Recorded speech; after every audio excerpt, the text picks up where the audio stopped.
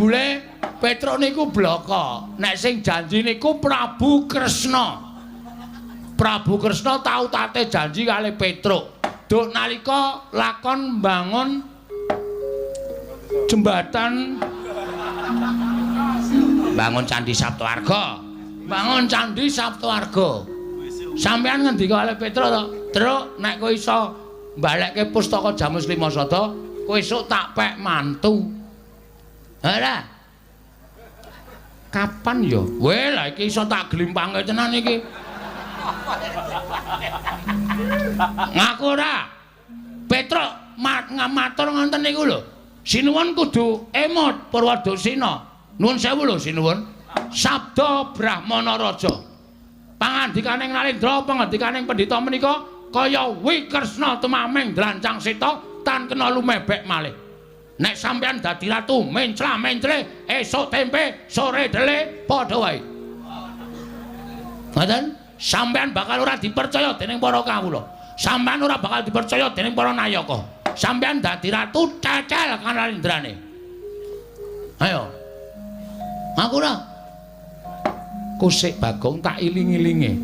Waduh, suwi iki. Wis yamene. Dar limbukan jam pira iki kok. Dadak mikir bareng. Kusik-kusik. Apa jaman nalika ana lakon Prabu Bumi Loka kae. Nah. Jaman ana lakon Prabu Bumi Atlas. Bumi Loka karo Dewi Mustaka. Sapa ning? Ah ora ngerti kok. Sapa? Mau nek ora ngerti ki ora usah melu. Wis mripate kera bodho. Kera ya men. Prabu Sri Bathara Kresna menapa ing paduka dawuhaken badhe kula candhi nggo jimat. Namung drilan sak sampunipun kepareng kula ngaturaken sembah sumangga ing pangabektinipun ingkang abdi pun patih Udawa. Kunjuk ngersa paduka Gusti kula sanata ing Dwarawati. Kakang Patu Udawa ingsun tampa tiba sepadha-padha. Ana liwat prayoga nunggu ngadhep ngarsaning ingsun. Sampun boten kirang prayogi wiswanipun ingkang abdi pun patih Udawa diwaji sembahan kula. Nun mangke Bapa Penemban sarawuhipun Bapa Penemban Durna wonten negaring Dwarawati ingkang putra pun Kresna ngaturaken pasegan panakrami kunjuk sandhap pada paduka Bapa Penembaning Sukalima Bapa Penemban Durna jimat sembahan kula Bapa Penemban Durna ing Sukalima. Ah, gandhak pleguduk swaru gembel sumarante hawela. Kula nuwun inggih, Nger. Akarya bombong raos sing manahipun ingkang Bapa ing Sukalima. Dupi kula tampi timbalanipun paduka anak Prabu ing Dwarawati. Asung pasganipun paduka anak Prabu sampun kula tampi akarya birawaning manah. Mboten langkung. Keparenga kula ngaturaken pudya pangastawanipun ingkang Bapa ing Sukalima kunjuk ngersa paduka anak Prabu ing Dwaraka. Nger, anak Prabu Sri Bathara Kresna. Kula cadhong tangan kula kekalih, kula kalongaken wening lungaya saestu andadosaken cahya nur cahya daging rah kayuwanan. Mboten langkung kaskecakno anggen jengan dika lenggah Bapa Penemban Durna. Oh inggih. Sampun boten kirang prayogi piswanipun ingkang Bapa ing Sukalima. Wonten ing dalu negaring Dwarawati dinten sak mangke menika, Nger. Koko Prabu. Sarawuh paduka Kanjeng Koko Prabu, kula ngaturaken karaharjan tedhak paduka wonten Projing Dwarawati. Koko Prabu Baladewa. Jagat wasisaning Ubathara Wayapura jagat. Ya, Kresna. Slamet sawaningipun Kakang Niring Sambikala. Ana ing negaring Dwarawati tansah pinaringaning kawidadan. Mung keparengipun Kakang ngaturake salam taklimingpun Kakang. Kunjuk ngersaning Yayi Prabu ing Dwarawati, Yayi Prabu Sri Bathara Kresna. Koko Prabu, kula cancang pucaking weni dumawing wijang urmeketing Werdaya. Saestu andadosaken cahya nur cahya daging rah kayuwanan mboten langkung kasekecakno anggen jengan dika lenggah wonten ing Projing Dwarawati. Yayi Prabu Dwarawati kaya wis ora kurang kepenak. Praptanipun Kakang ing Projing Dwaraka dina samengko iki. Yayi Prabu Kresna. Koko Prabu kasinggihan mekaten. Saestu andadosaken gugup guragapan raos sing manahipun ingkang rayi ing Dwarawati. Krana rawuh paduka Bapa Penemban Durna tuwin Koko Prabu ing Mandura. Ingkang sengkan-sengkan datan pepepoyan malah tuwuh tandha pitaken salebeting manahipun ingkang raying Ndrawati Koko Prabu. Dene tedhak paduka sareng kalawan bapa Penemban Durna menapa wonten sambung rapetipun menapa menika rawuh paduka Kanjeng Koko Prabu namung anyarengi rawuhing bapa Penemban Durna Koko Prabu. Yayi wonten timbalan wale-wale menapa yen to praptanipun Kakang ana ing praja ing Ndrawati iki sayekti ora kok ambarengi marang rawuhing Begawan Durna kuwi ora. Nanging pancen sowaningpun Kakang ana ing praja ing Ndrawati bebarengan kalawan bapa Penemban Durna budal saka negara Ngastina. Oh, menawi ngaten bidal saking negari Ngastina. Ya, pancen mengkono. Lajeng wigatosipun menapa Koko Prabu Kresna? Babakan perkara wigati dimen bapa Penemban Durna ingkang munjuk atur ngersaning Yai Prabu Ndrawati. Sababpun Kakang minangka dadi saksi tama bakal pangandikaning Yai Prabu ingkang tinampa kalawan pun Kakang. Lan pun Kakang wis nyara widekake sarta wis prasaja lamun bapa Penemban Durna bakal munjuk atur ngersane Yai Prabu Kresna wiwit purwa madolan wusanane. Dene pun Kakang mung kari nekseni marang pangandikaning bapa Penemban ing Sukalima. Mula Yayi dina samengko bakal ana atur saka bapa Penemban Durna ingkang kunjung ngersane Yai Prabu Ndrawati. Koko Prabu sanget andadosaken gugup raosing manah kumacil raosing batosipun ingkang rayipun Ndrawati enggal kula ngawuningani menapa to sababipun dene paduka paring dawuh ing mekaten bapa Penemban tumunten kula aturi ambabarana ingkang sejati menggah menapa to wigatosipun dene paduka Prabu Baladewa. Lole kentos waluh gembol manyar-manyar duk ning dungkul wana dadi alas-alas dadi wana. Lho nggih nggih. Menawi sampun dipun paringaken munjuk atur paduka anak Prabu Ndrawati namung semantena badhe nyuwun idi palilah paduka anak Prabu kepareng paduka bapa arah dimingset anggen kula badhe sowan ngabyanto ngersa paduka sampun ngantos duna dungkap anggen paduka badhe nampi dhateng aturipun ing bapa ing Sukalima. Kula sumanggaken bapa Penemban Durna Purbawasih wonten asta paduka bapa Penemban Durna ing Sukalima. Oh nggih matur nuwun nggih matur sembah nuwun tanpa pepindhan. Hanjrah ingkang Positorum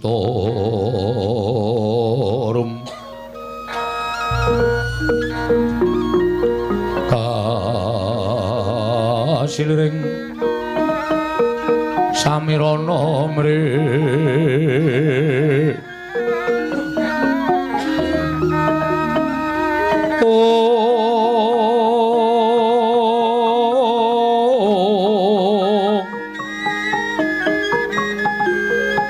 sekar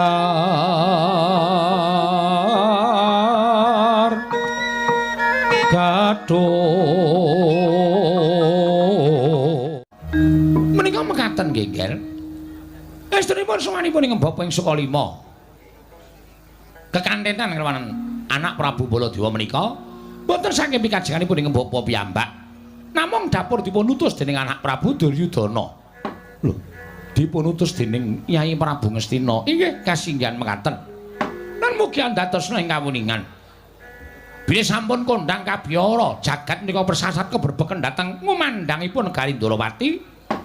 Menika mboten sanes kejawi namung ujaring kathah sami nyebataken bilih negari Ndrawati menika wonten satunggiling sekar ing nedeng ambabar Ganda Arum. Saengga kathah para raja Narpati, para satriya, para brahmana lan para kawula medhaipun wong loro saudon telu sauripan ingkang kepengin sanget amethik sekar menika kala wau. Bapa Penemban ingkang dipun kersakaken menika kados pundi? Ingkang kula sebat sekar menika kala wau mboten sanes kejawi namung paduka menika anggadhahi putra putri wujudipun wanita utawi wanodya ingkang sampun dungkap dewasa. Nuwun sewu. Miturut mbake kathah sami nyebataken bilih Nalendra Ndrawati dinten sakmangke menika kagungan putra. Inggih menika ingkang wewangi Dewi Wrantawati. Kula nuwun pamunten. Kabar ing mekaten menika kala wau menapa kepara saestu menapa namung kandhek wonten ing pekabaran nggih. Jagat wasisaning Bathara.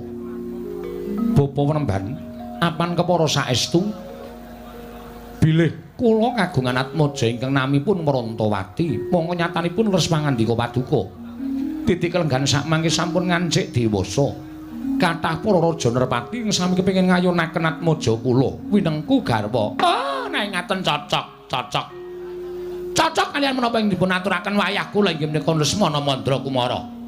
Salat Sampun wonten setunggal Candra menika, Lesmana menika gandrung-gandrung kapirang. Lesmana menika kayungyun tuwin kapandhuk beda ring katresnan.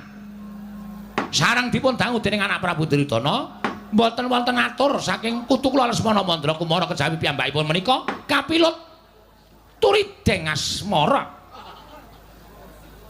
Kapandhuk curigeng asmara inggih menika kapilut katresnan kanipun ingkang putra Dewi Wrantawati. Nah, tumunten anak Prabu Duryudana menika utusan dhateng Bapak ing Sukalima supados sowan wonten negari Ndrawati ingkang wigati angebon-bon encangan jejawah sonten. Kula minangka dados wakilipun anak Prabu Duryudana anglamar nedyambayang dhateng putra-putri paduka inggih menika pun Dewi Wrantawati badhe kadhaopaken kaliyan Lesmana Mandra Kumara. Menika nggih menggah wigatosipun dening Kang Bapak Sukalima sowan sarengan kan anak Prabu Baladewa.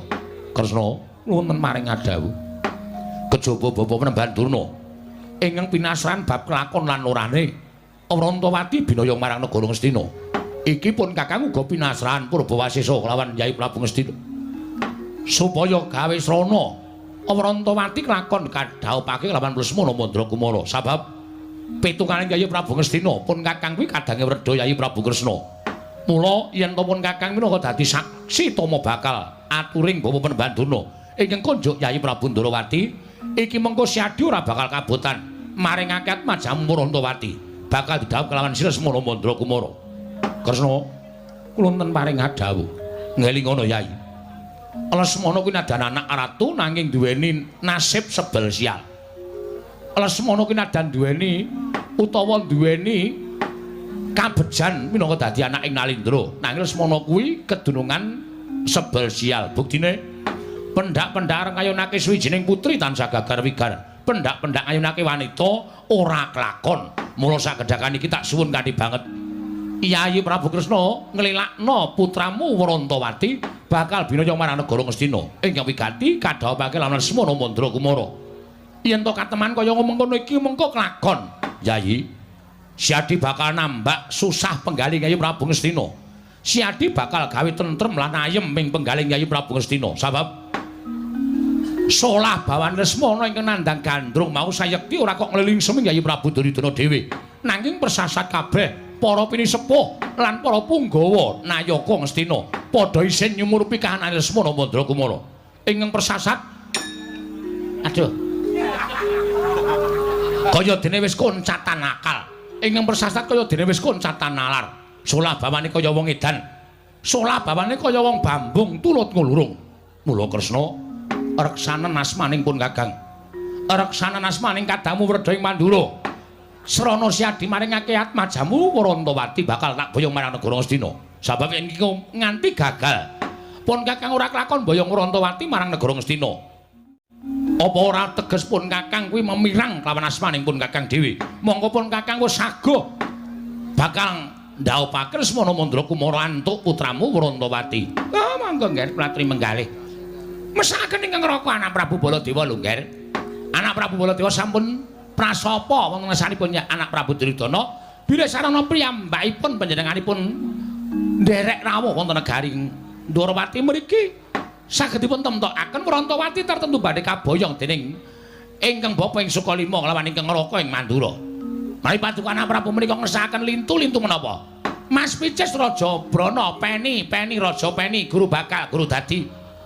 Menika badhe kula aturaken. Kula aturi paring dawuh menapa paduka anak Prabu nyuwun lintu negari, monggo kula aturi paring dawuh. Negari pundi kedadipun bedah. Mangke para sata kula ing sagam bedah negari menika kapisusu kanthi paduka anak Prabu Indrawati sarana lintu atmaja paduka inggih menika pun Dewi Wrantawati. Oh, monggo to nggih. Mesakaken dhateng Bapak ing Sukalima. Mesakaken dhateng Lesmana Mandra Kumara.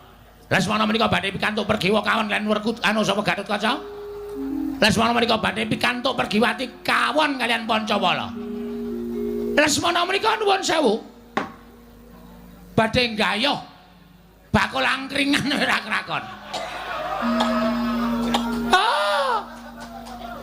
Menapa mboten nami sebel sial Lesmana menika? Mangga nyatanipun samangke menika sampun mboten kados dene lare ingkang akalipun genep. Pendak dinten turut nulurung tetembangan kados dene tiyang ingkang sampun ical akal warasipun nggih. Kula aturi paring dawuh monggo. Menawi kados paduka anak Prabu menika mboten maringaken Prantawati dhateng Lesmana Mandrakumara menika mangke kula nyuwun sewu.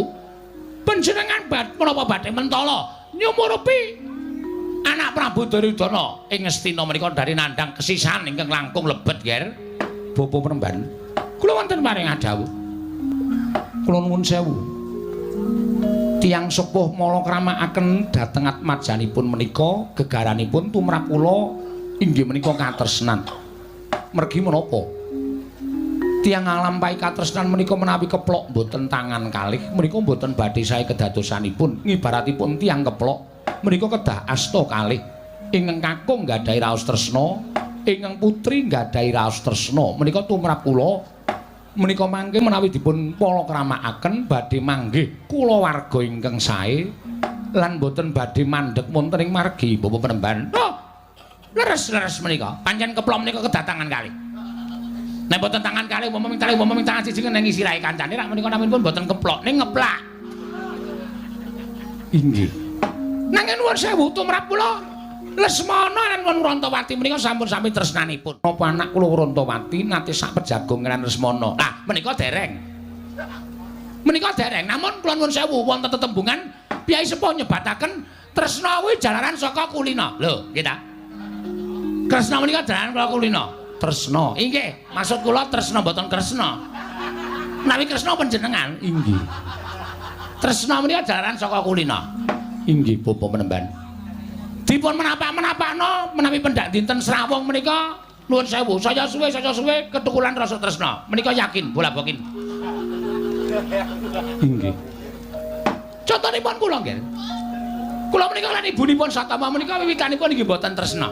Nanging nyatanipun saya dangu kula saya kerep sapa gedhokan. Tumeli ketukulan rasa tresna. Nuwun sewu lho, menika antawisipun tiyang kalian satu kewan kemawon saged ketukulan rasa tresna. Menapa malih menawi tiyang kalian tiyang menika nuwun sewu kula wangeni 7 dinten kemawon. Menawi Srawung saben dinten pendak-pendak kepethuk, pendak-pendak sak pejagong, pendak-pendak omong-omongan. Toh menika saged njajaki dhateng batosipun piyambak-piyambak lajeng tumuli ketukulan raos rasa tresna. Menika mangke menawi Wrantawati kabaya wonten negaring Astina menika mboten kok lajeng dipun dhaupaken. Ning disrawungke dhisik karo Lesmana Mandrakumara. Disrawungke supaya bendina ketemu. Bendina iso omong-omongan, bendina iso sak pejagong. Menika mangke menawi dangu sang-saning dangu, tumuli ujug-ujug diboyong terus didhauke lho. Menika mboten sae, menika mboten sae. Inggih. Mekaten Bapak Penemban. Inggih. Mangke menawi sampun sami tresnanipun ingkang badhe ngijapaken inggih menika Ustaz Tugiono. Amargi kala wau sampun paring dawuh. Lesmana menika tasih Jaka. Wrantawati menika tasih kenya. Tegesipun panjenenganipun tertentu sagah ngijapaken mergi menawi menapa ingkang sampun kagungan garwa lan ingkang sampun mengku dening priya menika mboten purun ngijapaken. Inggih, Bapak Penemban. Inggih, menika nggih. Monggo kula aturi paring dawuh. Mangke dipun papanaken wonten ing kasatriyan Saroja Binangun.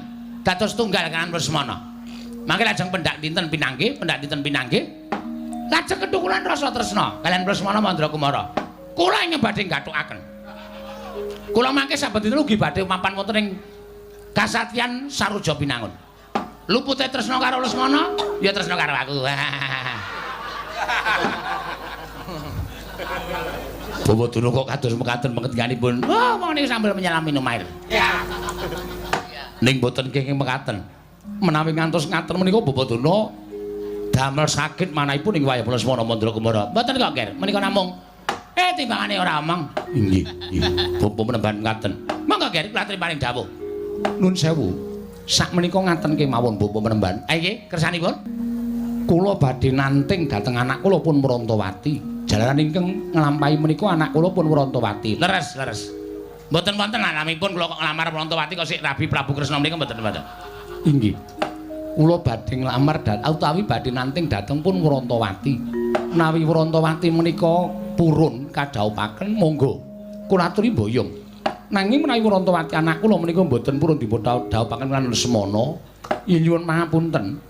Nuwun sewu paripaksa kula mboten saged nyaosaken anak kula pun Warantawati mergi kula kuwatos menawi anak kula menika mboten tentrem tuwin mboten bingah anglampahi mangun bali wisma kaliyan Wresmana menika sami ugi kemawon jejuwing dhateng raosipun tiyang sepuh lho Bapak Penemban Koko Prabu dereng ngantos purna anggen kula nampi pangandikanipun Bapak Penemban Durna menika mboten san pangling ingkang sowan Panakawan Pandhawa lho la iya la kok malah Bagong karo Garing ting gruduk sowan ning Ndarawati wigati napa mestine sowan ana negara Ngamarta wong nyatane dheweke kuwi abdining para Pandhawa lah kok malah padha ting gruduk sowan ning Praja Ndarawati nanging Kresna nadan dikaya ngapa Siadi tau tate nampa pangudanging Panakawan ora ketak mung sedhela iki uga abdi Ndarawati mbok menawa ana panyuwun saka Bagong lan Garing tumuli timbal napa wigatine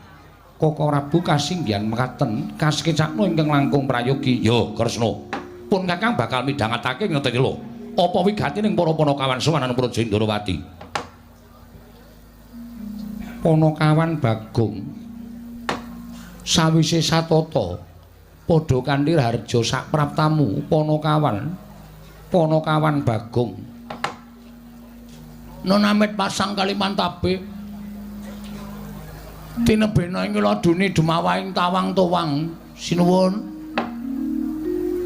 kepareng kula ngaturaken sembah sumungkeming pangabekti kula kunjuk sandha pepodo paduka Gusti kula ingkang sinuwun Pusang Prabu Sri Bathara Kresna iya Bagong ndak tampa ora liwat pangestuku tampanana kula pundi nggo jimat paripen dayanana ing kasantosan prayoga nunggonmu lungguh nun inggih sanget anggen kawula ndadosaken jimat kok ora Garing ingkang eneng ngarep antaraning kowe karo Garing kuwi tuwa Garing mestine ingkang munjuk atur luwih becik lamun ingkang sepuh Garing niku nembe kening penyakit gejala bisu lho Garing kuwi nggih nek omong klera-kleru nek omong kecethat mangke ndak malah ngleling semi niki dalam rangka terapi supaya mari cangkeme mbok sik apik to Gong urung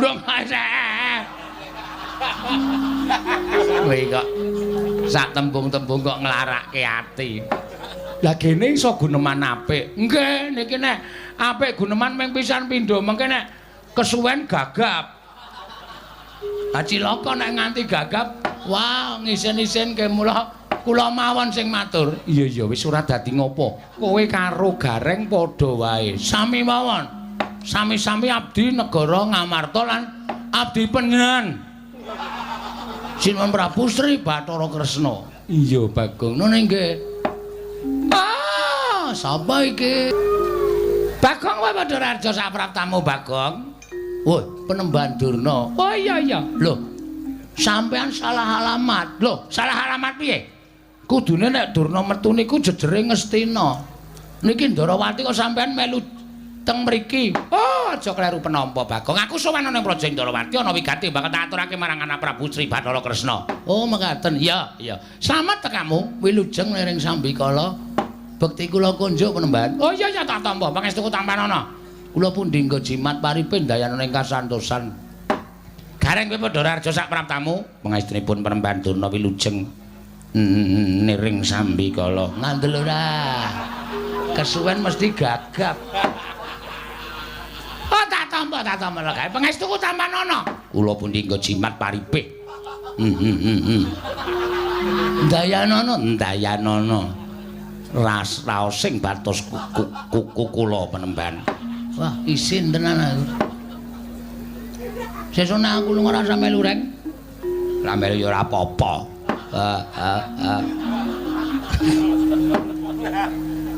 Bagong Padhararja sapraptamu. Maestrinipun Sinuwun Prabu Mandura wilujeng bekti kula konja Sinuwun. Ya, tak tampa. Pangestuku tampanana. Kula pundi nggo jimat paripen dayanana ing kasantosan. Garing Padhararja sapraptamu, pangestunipun Sinuwun Prabu Mandura wilujeng niring Sambikala kepareng kula ngaturaken semut cengelmu kuwi. Sembah pangabekti kula kunjuk. Ya tak tampa. Ya ditambake gareng. Nggih. Kuwi ana kawan wigati. Nek wanci gegojekan, mengko nek kowe kaya ngono kuwi omongane ndak ora cetha ditampa dening para pamirsa. Nggih ngestaken dawuh. Ampun kuatis mengki kula bakal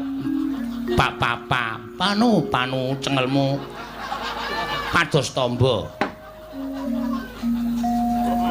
Bagong Padharjo sapraptamu. Pangaturipun Ndara Sencaki wilujeng bekti kula kunjuk. Yo, prayogakno Bagong. Nun inggih. Gareng Padharjo wilujeng Ndara Sencaki. Sik, sareh sik, dileti rada-rada bekti kula kunjuk. Nah, ngono. Aja langsungan ndak gagap. Ya gareng prayogakno. Nun inggih sendika. Rada ado-ado ngono kok ndak gagap. Punakawan Bagong Padharjo sapraptamu. Pate Udawa wilujeng Ndara Pate. Bekti kula kunjung nggih Ndara Pate. Ya Bagong, pangestuku tampanana. Kula pundi nggo jimat paripe dayana ing kasantosan. Gareng slamet tekamu. Pangestunipun Ndara Pate wilujeng. Suwi ora dolan ning Widara Kandhang. Wong teng Widara Kandhang. Kaya kenapa to?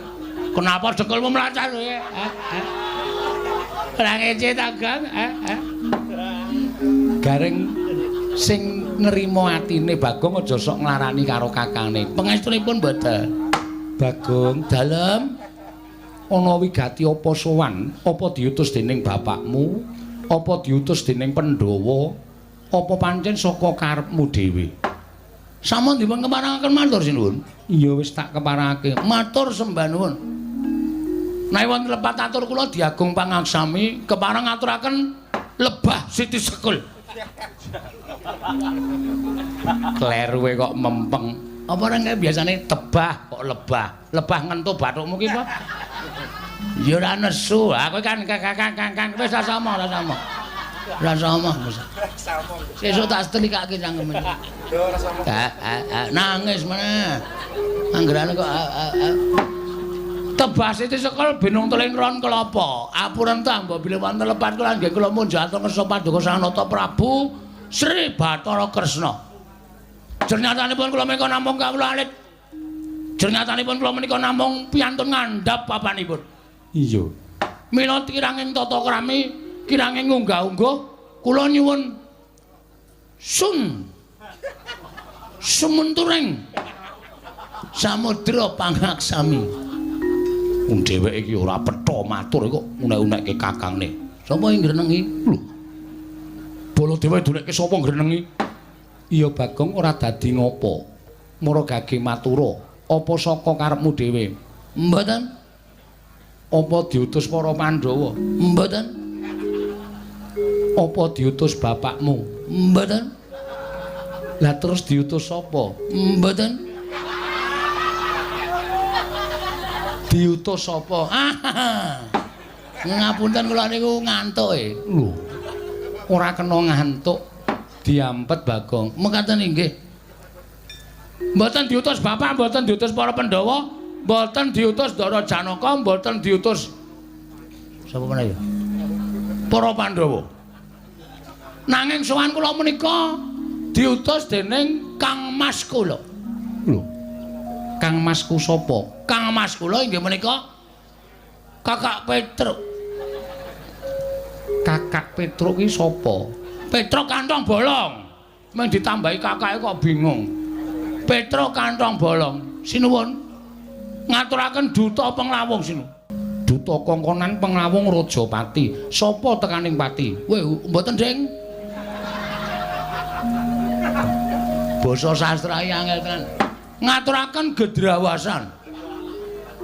Bilih sampun wonten tigang candra menika, Petruk menika sakit sinuwun. Kosike. Urung-urung iki dramane kosike aja kesusu. Petruk menika sakit. Lho. Petruk lara, mekaten sinuwun. Lho, larane apa? Kula piyambak mboten mangertos. Koko Prabu? Nggih. Petruk sakit. Lho, Petruk lara, Bagong. Nggih sinuwun. Lara apa? Lah kok dadi kowe adine, gareng kakane ora mresake karo Petruk iki piye? Goleke tombo, kowe dulurmu. Kok malah do meneng kowe iki? Wah, wis. Iki ngopo ya? Wong lagi dilapori kok wis nesu lho. Lho, aku ki ora nesu. Ning aku ki tresno karo Petruk. Petruk ki ora ketang sithik tau tate ngundang Baladewa. Ning nganti Petruk loro, kowe ora wadul karo sapa-sapa, ora matur karo sapa-sapa. Kudune kowe matur karo Pandhawa. Ora kok matur ning Dwarawati. Sik to, niki mboten perkara kula niku njaluk sumbangan nggo nambahke Petruk mboten. Ning niki niku wonten perkara sing ajeng kula aturke sinuwun Prabu Sri Bathara Kresna. Sampeyan kendel sik. Meneng sik iso ora? Hah? Urang-urang guys gawe tratapan. Kene iki wis suwan wis diati-ati. Kene mung omong Petruk lare kok wajane diemosine diremane kaya. Sabar, sabar. Hah? Wong urip nang alam donya kuwi kudu sabar. Sabar ki ana watese. Ning tetep kudu sabar. Hah? Alon-alon kula tak matur. Yo, tak rungokke. Nggih. Petruk lara apa, Bagong? Kula mboten ngertos. Dokter niku mboten menemukan penyakitnya. Lho. Dokter ora nemokke penyakite. Mboten. Jaman semanten pun nonton dokter nggih wis ana. Ora apa-apa nggih. Kula gawa teng Pak Mantri niku, Pak Mantri malah men nyedaki bakul kuwaci. Jan wis ora tata. Awong di teri wong lara kok blas ora dipriksa. Malah dheke ngombe obat sedina ping 3 jan wis.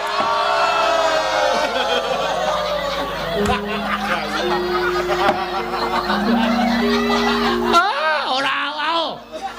Iki tenanan mau lah. Serius niki. Iya. Mangkelake kok senengane. Lah terus sapa sing goleki penyakite utawa lelarane Petruk? Ha, nalika semanten kula pun matur ta niku kula presake teng dukun nggih, dukun niku pun diteropong nggih. Napa jenenge niku? Semprong. Semprong diobong terus ditonton ngangge semprong niku jarene mboten wonten penyakite. Kula Petruk niku biasane nek kumat-kumatan niku nganu vertikal. Apa penyakit sing sirahe mubeng? Oh, vertigo kok vertikal. Vertigo. Niku nggih mboten Petruk ya waras. Di tes air kencingnya niku ya ora ana penyakit napa-napa. Terus diperiksa diadiane niku nggih ambegane normal, jantunge nggih sehat. Apa jenenge? Paru-paru nggih apik, monggo Petruk rokoke ra bantre ra jamak-jamak tok. Kula kan ngerem ngene kampas entek. Pancen kula ngajar Petruk niku. Trombole ngrokok iki direm kampas entek gong wis ben blong ya men ngono. Ha, paru-parune ya apik. Terus pengeluaran ya apik. Pokoke kabeh normal. Ah terus kula niku bingung lha kuwi jane lara apa ta, Tru? Lara kok mangane biasane sedina ping 3 kok sakniki ping 5. Lho, mangane malah akeh. Mangane malah akeh. Awake saya lemu nika. Kok lara? Ning pancen awake panas. Nek kula demek ngangge telapak tangan niku kira-kira ya 58 derajat. Kuwi panas banget lho, Bang. Enggak. Wong kula bathuke kula nggih goreng tempe barang.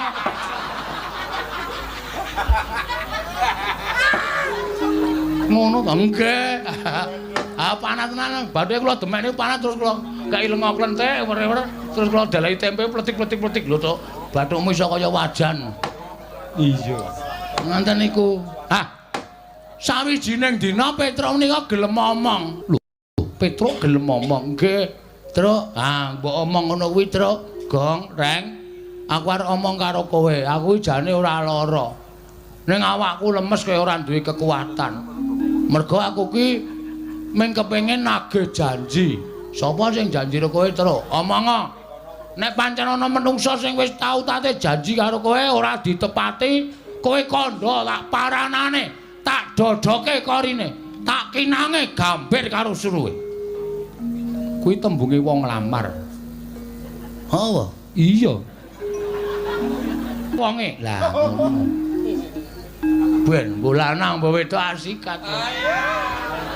Aja nekat. Ayo ta Reng.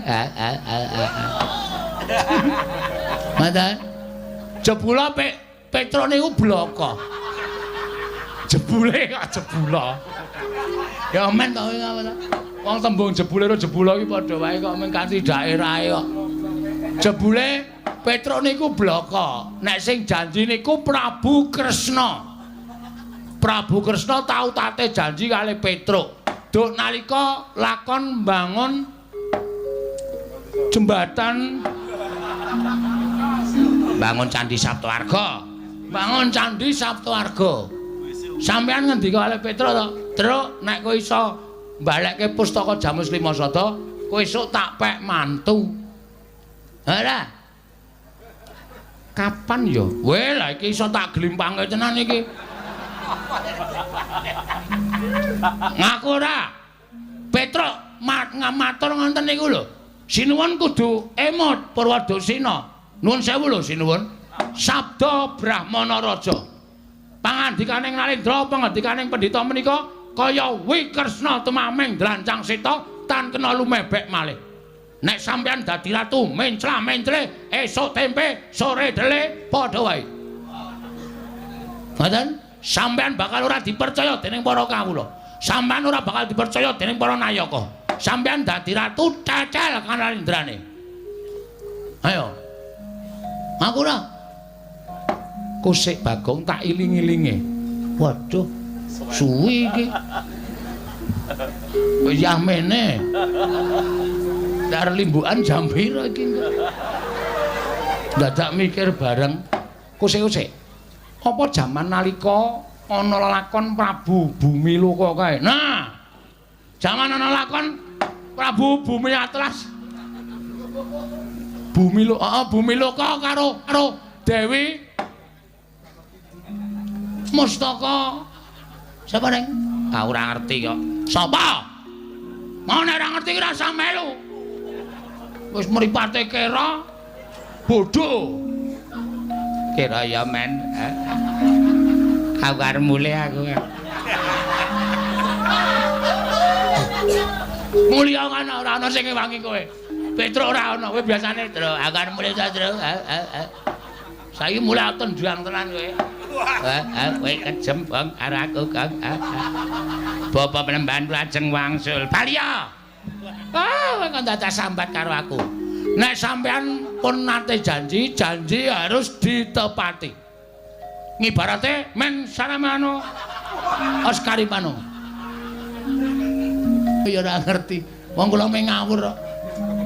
Panjenengan kudu nepati. Mongko saniki kondhanging jagat kondhang Kabiyawara. Menawi Prabu Kresna kagungan putra inggih menika wanita ingkang nedheng dungkap dewasa. Namanipun Dewi Grontol.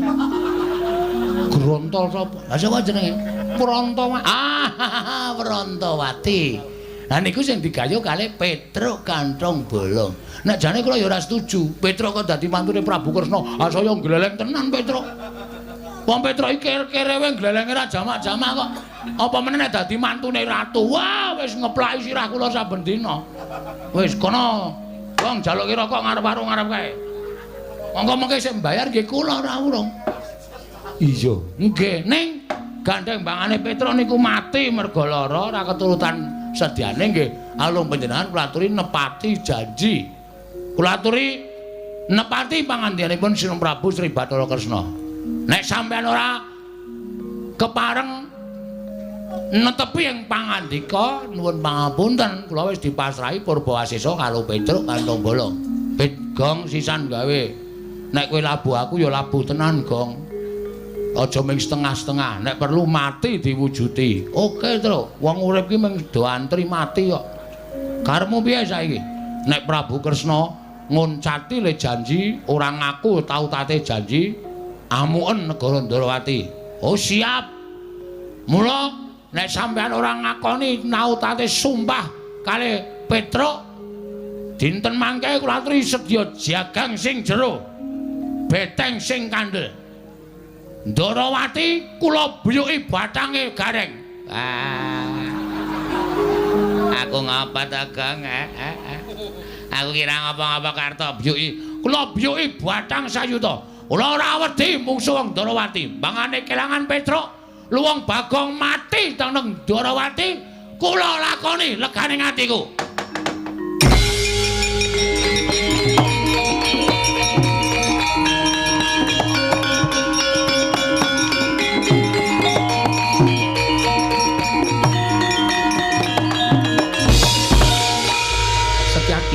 Timbalan. Kowe arep ngopo?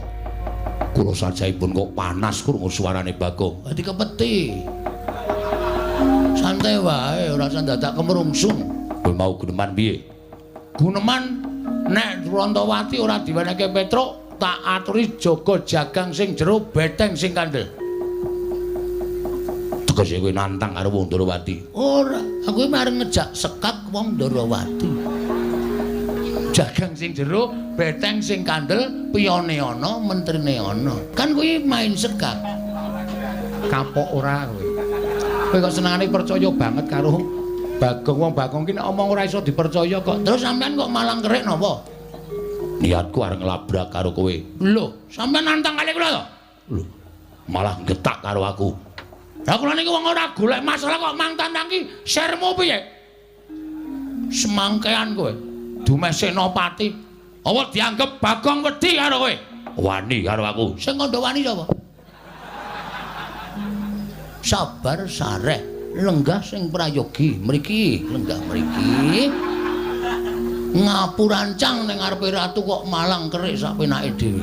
Kagungan rokok mboten? Ora. Oh, tak caosi. Niki ngimbing rokok dum-duman. Kapok ora kowe sencaki kalah karo Bagong. Niki niku sing nesu dudu sampeyan kudune. Nek sing nesu sampeyan nek beda lakone. Sing nesu sapa? Ah sampeyan niku ora tau maca naskah. Niki sing nemu nesu dudu sampeyan. Sing nesu mengke ana wong sing nesu. Bagong. Nun. Yen aku arep maringake kelawan kowe, iki ana sing nglamar Rantawati. Nah iki masalahe nang kene iki lagi terurai semuanya. Sinten sing nglamar Rantawati? Durna Bagong. Ngajeng diwenehke arep diwenehke Lesmana Mandrakumara. Lesmana iki wong kentir. Lesmana iki wong pekok arep dirabekke iki sing do nglamar ki do nganggo utek apa ora? Iki lagi asli iki.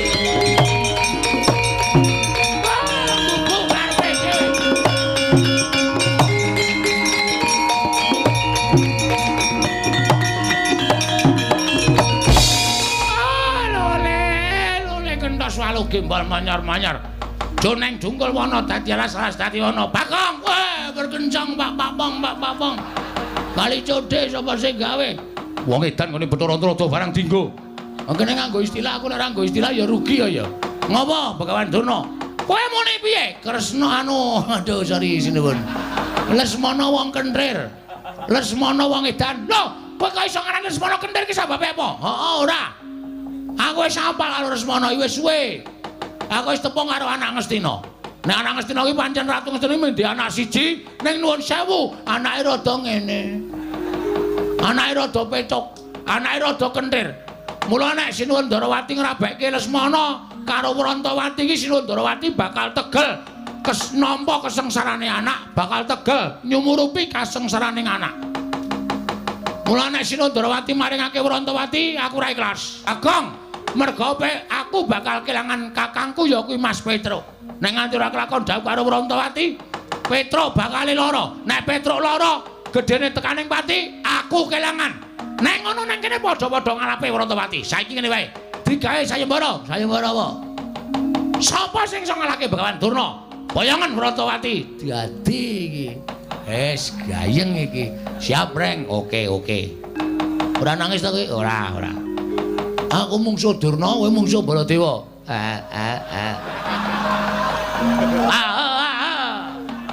Gresani wong wareg. Anggere weruh terus ngrus wetengku ora. Ngono wae Reng, siap. Ora usah nangis. Niki sayembara sampean. Teng pundi pamane wong neter kanthi dayan. Wah, metu jaba. Wah, cundha manik jeblok pertempur.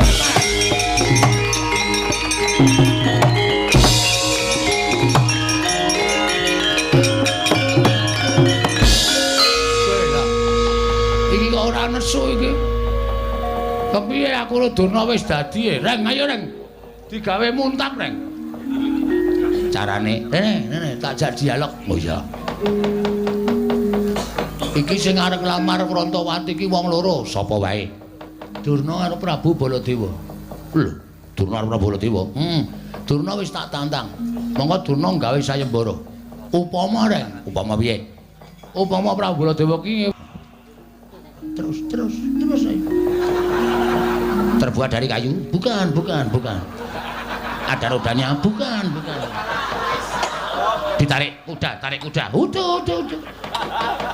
Ada pengemudinya. Udah. Iki kok malah bedekan iki piye to iki? Iya goblok banget to iki. Maksudmu kok kita kon nesu kok malah ada kudanya nyeliprak bathumu iki piye? Ayo radong kok ya. Ora ngerti kok ya. Sing arep nglamar ki wong loro.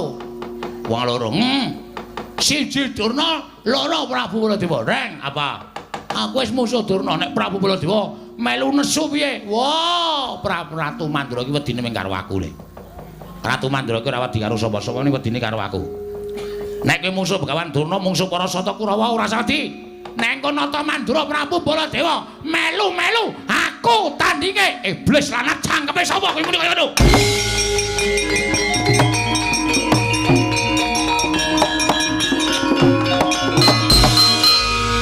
Sapa sing arep nantang Baladewa sapa? Sapa sing arep nantang Baladewa sapa? Diar kowe. Sengane gawe masalah ora. Ayo, Reng. Kowe iki wis tak gaweke dalan, kowe wis sumbar ayo. Ki nek nganti kowe engko ora ono sing wani nandingi Petruk ora kelakon rabi, nek Petruk ora kelakon rabi, Petruk mati piye? Mati mbok men. Oh, tak kandhake Petruk kowe yakin kowe? Gong ora tumbak cucukan. Aku karo Petruk ki sayang kok ya. Ha iki muni, para kawan. Dalem. Sing arep nantang Baladewa sapa? Sing arep musuh Baladewa sapa? Sapa? Ora ono karwani karo Baladewa kok ya. Ya Kang ya. Ki tanganku mumpung megar iki kampleng ye. Ora nangis mah. Canggeran dedet kok meng nangis. Titik nangis, titik nanggrono wong jajan nangis men ditukokke. Oh, anggrono wong nyumet udut nangis men disumetke. Wong kok kaya ngono lho. Ayo wis.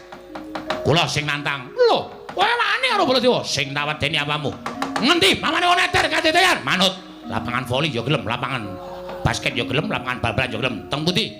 Ajeng lo teter kadedayan sampeyan pasan bareng boyong Wurantawati. Wurantawati dadi bojone Petruk. Mboten ngene dadi bojone sapa-sapa. Wurantawati dadi bojone Semana Mantra Kumara. Sing kandha sapa? Sing kandha aku. Kula ora ngrentukke. Nek ora ngrentukke arep ngopo? Lho, kula ora ngopo-ngopo. Waduh. Aduh. Iki ra dadi iki. Waduh, aku kok ya melu bunek to, Bagong. Kok sampean mboten sak mikir. Iki tak pikire mawon. Kula sing metung perkara niki. Wani ngono metu njaba. Ah, metu njaba. Lho, ngopo ning njaba? Aduh, piye? Ora dadi meneh to. Mengkono ya ora paham kok kuwi. Tajak metu njaba ora gelem, nek metu jero nek ayo ta. Nek nganti ana apa-apa sapa sing tanggung jawab? Oh ya iye. Kowe ya klembak-klembike kok. Ah, padake ora. Pokoke Wrantawati raup anu kok raup. Rabi karo Petruk. Karo Lesmana, karo Petruk, karo Lesmana. Nek kowe ngayal kok tak glandang metu. Ayo tandinge nolok gareng-gareng. Wah, masalah.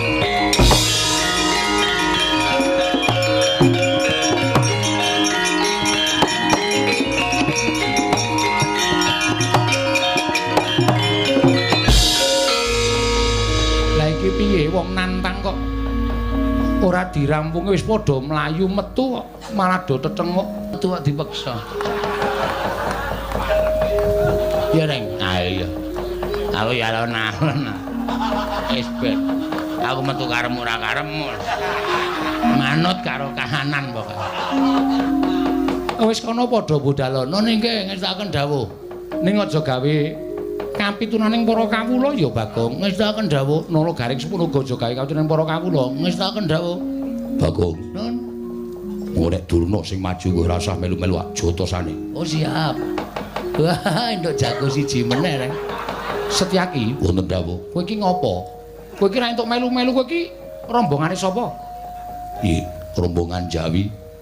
Lah kok melu jotosi karo Durna ki sirmu piye? Sengit. Ora seneng. Engko nek nganti Kurawa ngerti, Kurawa mbelani Durna, kula ora wedi kurubut Kulawa. Yen kok Prabu Baladewa prisa, kowe didukani kok Prabu Baladewa? Nek pancen kudu ngono, kula ora wedi karo kok Prabu Baladewa. Pancen kuwi ngayal kok. Sakaremu arep wangi Bagong sakaremu ora sakaremu. Ngewangi no. Wah. Reng apa ngaso iki awake dhewe. Meng paitan swara iki. Ha iya. Sing temandang Ndara Sencaki. Lho. Ayo ora iso. Aku kehilangan nama. Nek nganti Ndara Sencaki ngomong so Prabu Baladewa, piyai sing padha mresani ki do ngenteni mengko. Jam-jam setengah siji, jam siji engko do ngenteni gareng nek musuh Baladewa ki kahanane kepiye. Ngono. Iki mbubarke apa ya? Struktur. Ya wis ngono aku ora sida ngewangi. Wah, cangkemmu elek kok, Neng. Iki nek ora sida ngewangi awak dhewe iki nyambut gawe sing tenanan. Ponokawan do metu wis do metu ayo do metu. Wis do metu gak wis? Nggih, yo metu yo. Wis ra entuk rembugan nang jero. Reng ayo metu. Iya ya.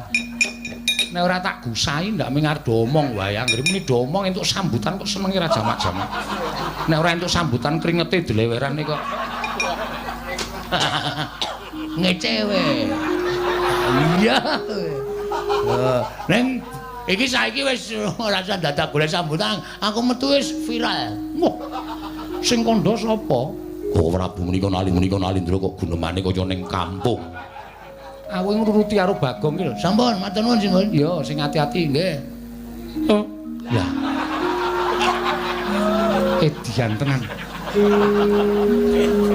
Ora tatanan. Arang ketrucut Kena yo, yen randene yo. Wong angin kok digiring iki lho. Udawa kok mesam-mesem. Kula menika menawi weruh polaipun Bagong menika rasane raosipun kepengin gajul ning kok aneh. Wong kok kaya ngono. Lho nika. Wong edan iki ndodok ning kono kae lho.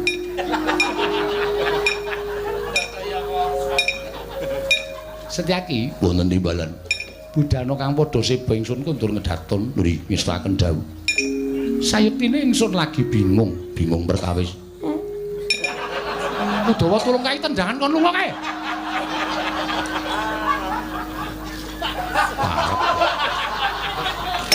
Ngapae? Jare arep metu isih ngadeg nang kono. Iki nang nggo mlaku matal-matal e.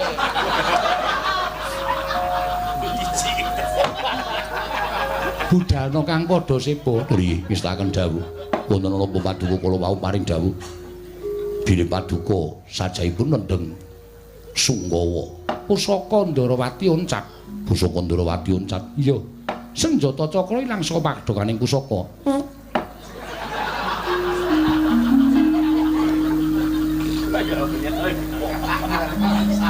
Bagong takon lunga kok isih krungu suarane. Nuwun ngapunten kula sinuwun.